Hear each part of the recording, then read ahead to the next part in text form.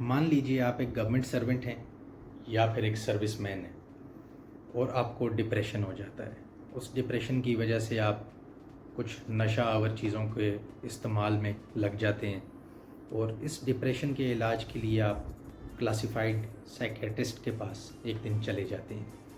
اس classified psychiatrist کو جا کے آپ اپنی ساری ریزنز بتاتے ہیں اور کہتے ہیں مجھے ڈپریشن ہو گیا ہے, اس کی reasons so and so reasons ہیں, اس کی XYZ کوئی بھی ریزنز ہو سکتی ہیں آپ کی پرسنل, اور ان ریزنز کی وجہ سے ڈپریشن ہو گیا اور ڈپریشن میں میں سیف ایگزٹ تلاش کرتے کرتے نشے کا استعمال کرتا ہوں. کوئی بھی پروہیبٹڈ جو نشہ آور چیزیں ہیں وہ آپ ان کا ذکر کرتے ہیں اور وہ کلاسیفائڈ سائیکیٹرسٹ بجائے کہ آپ کا علاج کرے وہ ان ساری چیزوں کے نوٹس لے کے آپ کے خلاف آپ کی سروس میں ایک کیس بنا دیتا ہے. کیا وہ سائیکیٹرسٹ یہ کام لیگلی کر سکتا ہے؟ اس کا جواب ہے نہیں, کیونکہ کچھ ریلیشن شپس, کچھ پروفیشنل ریلیشن شپس ایسے بھی ہوتے ہیں جو کسی فائنینشیل گین سے زیادہ ٹرسٹ بیسڈ ہوتے ہیں, فائڈیشری ان نیچر ہوتے ہیں. ایسے ہی ایک ریلیشن شپ کا نام ڈاکٹر پیشنٹ ریلیشن شپ ہے.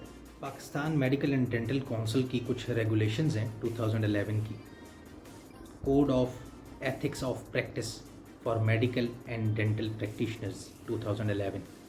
ان کی ریگولیشن نمبر 12(1)(e) یہ کہتی ہے کہ patient has a right to confidentiality, کہ پیشنٹ کا یہ حق ہے کہ وہ جو بھی گفتگو کرے اپنے ڈاکٹر کے ساتھ اپنی صحت کے ریگارڈنگ, وہ گفتگو مراد یافتہ ہے, وہ پریویلیجڈ کمیونیکیشن ہے, اس کمیونیکیشن کو رازداری کی مراد حاصل ہے.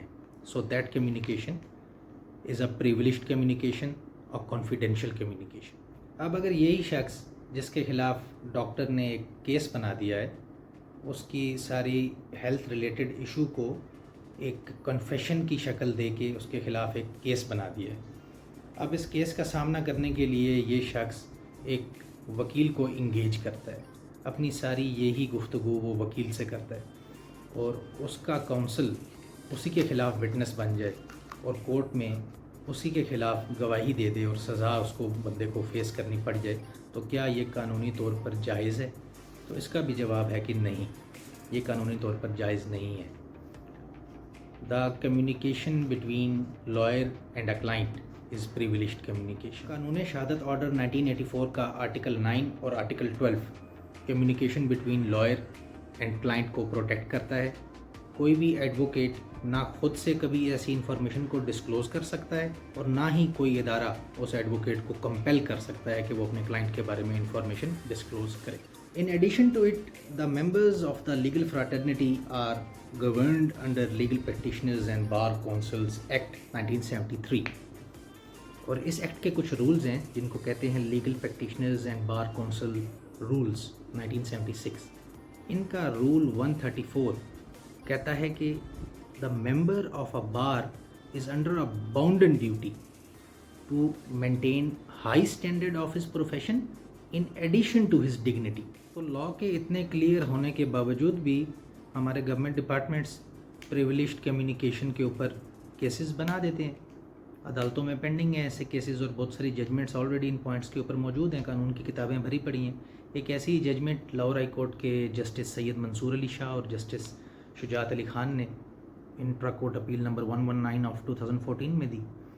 اس کا ٹائٹل ہے director intelligence and investigation versus Aslam Hashim Butt. یہ بٹ صاحب وکیل تھے, ان کو ڈائریکٹریٹ نے نوٹس سرو کر دیا, سمن کر دیا کہ آپ آ کے اپنی کلائنٹ کی انفارمیشن دیں, جبکہ لاء میں یہ پوائنٹ آلریڈی بڑا ویل ایڈریسڈ ہے. I don't know the exact reason, میں بھی ہمارے گورنمنٹ ڈپارٹمنٹس مصلیت پسندی کا شکار ہوتے ہیں یا پھر اگنورینس آف لاء ہے. کیا بیسک ریزن ہے؟ اگر آپ کو سمجھ آئے تو آپ کمنٹ باکس میں ہمیں بھی اس سے آگاہ کیجیے گا. Thank you.